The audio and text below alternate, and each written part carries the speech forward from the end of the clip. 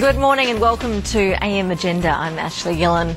Last week, Julia Gillard largely neutralised the mining tax debate. This week, she has her sights set on the sensitive issue of asylum seekers. Over the weekend, the new Prime Minister signalled a shift in Labor's policy, with speculation she'll announce a new, tougher stance as early as tomorrow. My view is many in the community feel anxious when they see asylum seeker boats, and obviously we as a government want to manage our borders. People should say what they feel, and my view is many in the community feel anxious. You've got to change the government if you want to stop the boats. Coming up on the program today, we'll hear from the Green Senator Sarah Hanson-Young, who's worried that Julia Gillard is ready to engage in a race to the bottom with Tony Abbott. But first, to our panel of politicians. Joining me now from Adelaide is the Parliamentary Secretary for Health, Mark Butler. Good morning to you. Morning, Ashley. And also from Canberra this morning, the Shadow Parliamentary Secretary for Disabilities, Mitch Fifield. Good morning. Good morning, Ashley. Mark Butler, I want to start with you. The night before Kevin Rudd was deposed, he warned Labor not to shift to the right on asylum seekers. Is that exactly what we will see Julia Gillard doing this week?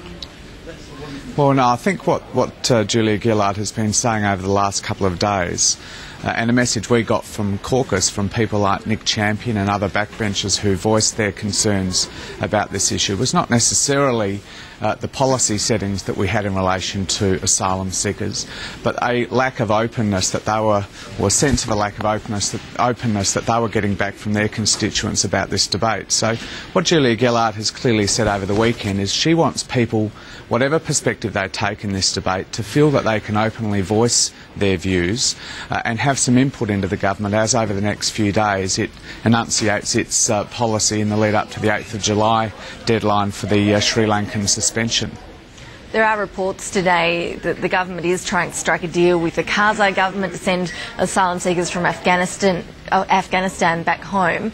Won't it be difficult, though, to guarantee the safety of those people when they arrive back in that country? Well, I've seen those reports and I can't comment on whether they're true or not, or whether they're accurate or not, and I think we've been clear that the situation in Afghanistan is fluid.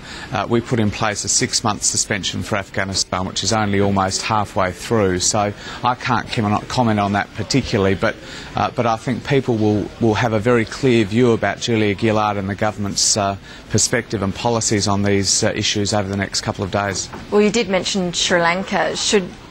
Will the government be waiting for the new guidelines from the UN High Commissioner for Refugees on Sri Lankan refugees and asylum seekers before making a decision, or can we expect the government will be happy to preempt that decision this week?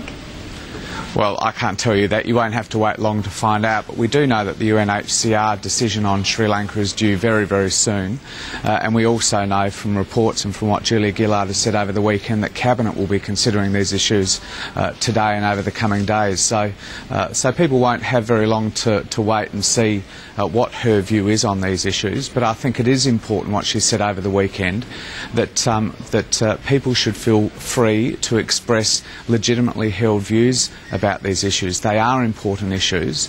People hold a variety of views about them, and just because you have concerns about asylum seekers arriving at Christmas Island doesn't mean you're intolerant, any more than the fact that you have concerns about the previous government's policies about women and children being behind razor wire means you're soft-hearted.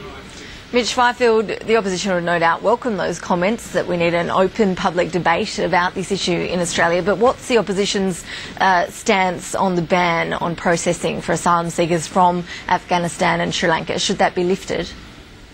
Well, actually, we don't need the approval of the Prime Minister to have an open debate in Australia. And the fact that Julia Gillard is saying now Australians should feel free to openly discuss these issues is a clear indication that under Kevin Rudd, under this Labor government, that there has been demonising of Australians who express genuine concern about our borders and their security. Now, as we anticipate looking forward to Julia Gillard announcing her change in policy, it's important to remember that This is the same person who, as the Shadow Minister for Immigration, was the architect of these policies. The same person who, as Deputy Prime Minister, was at the very heart of the government that introduced these policies, which has seen 143 illegal boats arrive in the country. Now, I don't think it's reasonable to seriously expect Julia Gillard to dismantle the policies that she herself put in place. We'll see a bit of change at the margins, we'll see a change in language, but what we won't see is Julia Gillard introducing temporary protection visas. What we won't see is Julia Gillard committing to offshore processing in other countries. So we won't see Julia Gillard committing to those policies which we know work, because we actually put them into effect when we're in office. So back to my question, though, Mitch Fifield, about the processing, if we can just get the opposition's take on whether or not that ban should be lifted or not. Well, that ban shouldn't have been put in place in the first instance. It's important to deal with people in a humane fashion, and it's important to deal with people as quickly as you possibly can.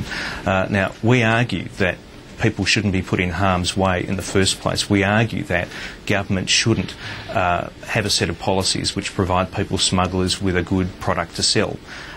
This government has done that, however. But we're very much of the view that if people get to Australia, you owe it to them to deal with them fairly, to deal with them decently, and to process them quickly. The freeze is inhumane, and the freeze is not working, we know, because the boats are still coming. People deserve to be treated fairly and decently. Well, Mark Butler, we know that when that freeze was first announced, the Foreign Minister and the Immigration Minister said that they didn't expect this to stem the flow of boats in the short term. But what do you make of that point from Mitch Fifield, that keeping people in detention without processing for this period of time is inhumane? Well, we made it very clear that the suspension was a short-term temporary suspension. For us to be able to consider changed circumstances in Sri Lanka and changing circumstances in Afghanistan, to take proper advice from international agencies so that we would be in a better position to determine whether or not people arriving from those countries were likely to be defined and classified as refugees under the relevant international conventions. It's been a short-term suspension, quite where we are this week, given the expiry of the 3-month suspension coming up on Thursday. The pending advice from the UNHCR will have to wait and see, but I think it was the appropriate thing for the government to do in light of changing circumstances in those two source countries. Mitch, you would have read the reports that I mentioned earlier in the Australian today suggesting that the government's looking at a deal with the Karzai government to send asylum seekers back to Afghanistan. Is that the sort of deal that the opposition would welcome if it were to go ahead?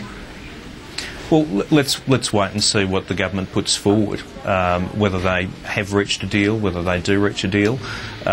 We need to look at the circumstances on the ground. Our issue in relation to the freezing of processing, as I said before, is that if people get to Australia, they're entitled to be treated fairly. They're entitled to expect that they're processed as quickly as possible. In terms of what the government announced, we'll just have to wait and see. But the important thing from the opposition's point of view is, will Julia Gillard announce temporary protection visas? I don't think so. Will Julia Gillard announce processing, if necessary, in other countries offshore? I don't think so. Well, yesterday on Australian Agenda, we saw Tony Burke rule out the reintroduction of TPVs under Julia Gillard's government. Mitch Fifield, you keep talking about treating people with fairness and humanity, but mental health experts have argued against TPVs for a long time now. And also the government says that TPVs actually didn't work, that when they were introduced we saw the number of asylum seekers go up, not down. Well, if they didn't work, why is it that there are now more people in detention under this government than there ever were under the previous government? There's something of the order of 3,700 arrivals have hit Australia under this government's policies. Surely what's bad for someone's mental health is being in detention in the first place. You know, it's good to minimise the number of people who are in detention. Temporary protection visas are in effect a safe haven visa. They provide a haven for someone while their country isn't safe. I think that that's something that is actually good for someone's well-being. Mark Butler,